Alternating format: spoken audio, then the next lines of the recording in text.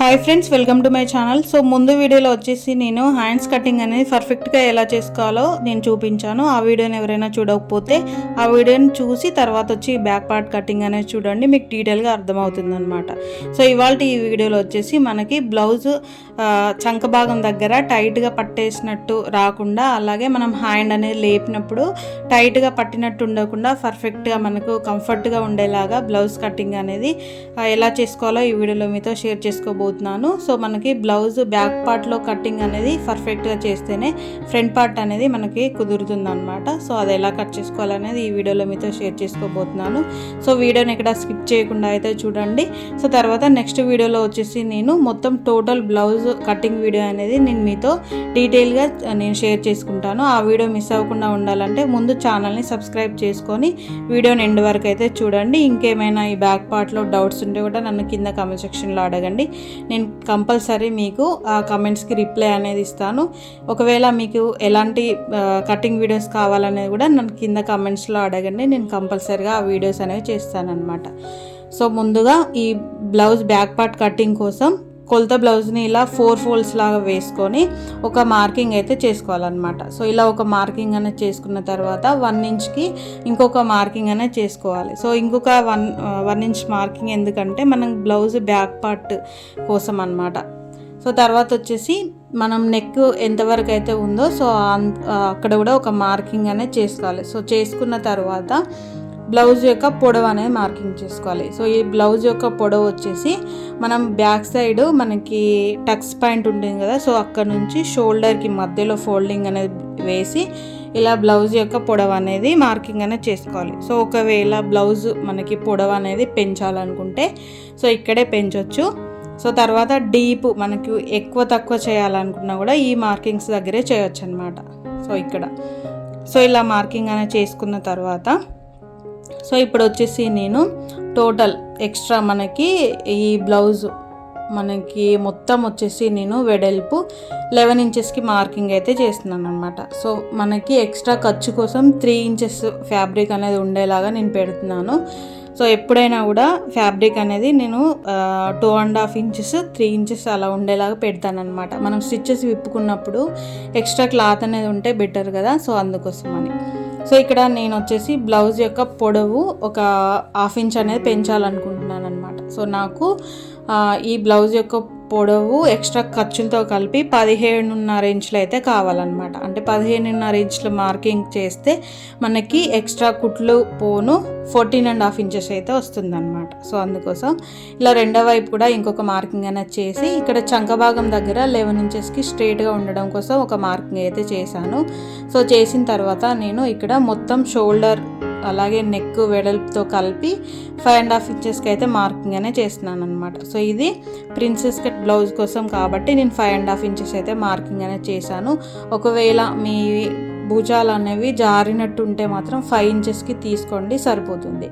So ఇక్కడ arm whole down కోసం కూడా నేను స్ట్రైట్గా ఒక మార్కింగ్ అనేది తీసుకొని సో తీసుకున్న తర్వాత ఇక్కడ ముందుగా నేను సైడ్స్లో మనకి లూజ్ కోసం మార్కింగ్స్ అనేది చేసాం కదా 11 ఇంచెస్, అలాగే ఎక్స్ట్రా మనకి ఖర్చు దగ్గర ఒక మార్కింగ్ అంటే టైట్ ఫిట్టింగ్ దగ్గర, సో వాటిని స్ట్రైట్గా ఇలా లైన్స్ అనేవి తీసుకొని ఇక్కడ ఆర్మ్ హోల్ డౌన్ కోసం స్ట్రైట్గా ఒక మార్కింగ్ అయితే చేశాను అనమాట. సో చేసిన తర్వాత నేను ఆర్మ్ హోల్ డౌన్ వచ్చేసి 6 ఇంచెస్ అయితే పెడుతున్నాను.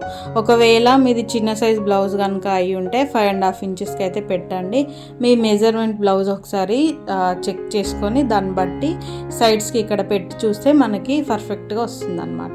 సో ఇలా స్క్వైర్గా అంటే ఒక డబ్బా షేప్ లాగా ఒక మనం ఇలా బాక్స్ లాగా తీసుకున్న తర్వాత ఇక్కడ 1 ఇంచ్కి చంక భాగం దగ్గర రౌండ్ కోసం మార్కింగ్ అనేది చేస్తున్నాను. సో ఇలా మార్కింగ్ అనేది చేసిన తర్వాత ఫ్రీ హ్యాండ్తో మనం ఇక్కడ రౌండ్ అనేది మార్కింగ్ చేసుకోవాలి. షోల్డర్ వచ్చేసి ఇక్కడ నేను 3 ఇంచెస్కి అయితే మార్కింగ్ అనేది చేశాను.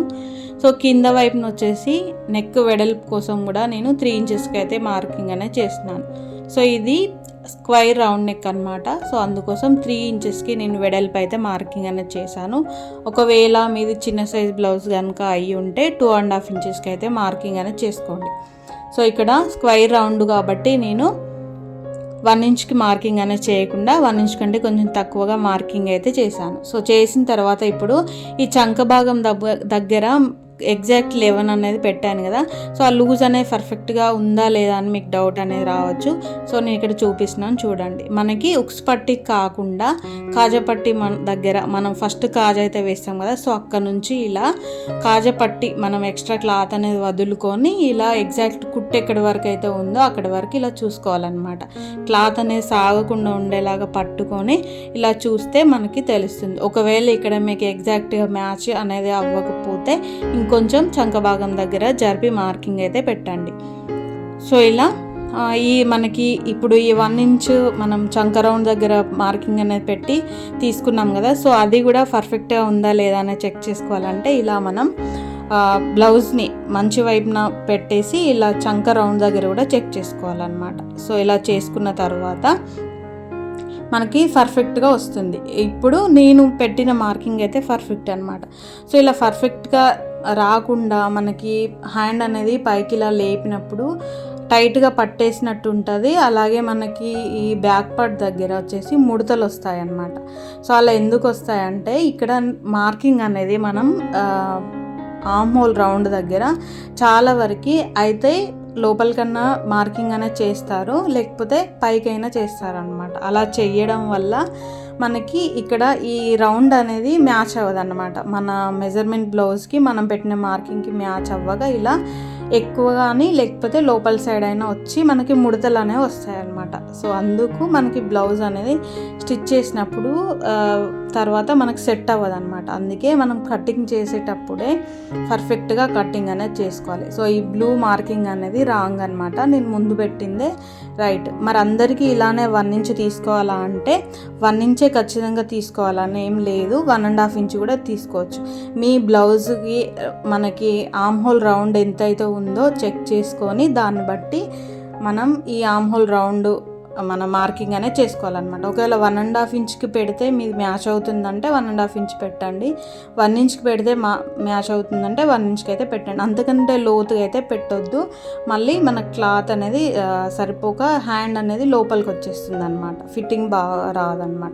సో తర్వాత ఇక్కడ సైడ్స్కి స్టిచ్చెస్ దగ్గర మనకి ముడతలు రాకుండా ఉండాలంటే సైడ్ క్లాత్ దగ్గర నేను 1 ఇంచ్కి ఇలా క్రాస్గా అయితే తీసుకున్నాను. సో నేను దాదాపు నేను పర్సనల్గా కట్ చేసి స్టిచ్ చేసే కస్టమర్స్ అయితే ఇలానే చేస్తాను. సైడ్స్కి అసలు ముడతలు అనేవి రాకుండా పర్ఫెక్ట్గా వస్తుందన్నమాట ఫిట్టింగ్.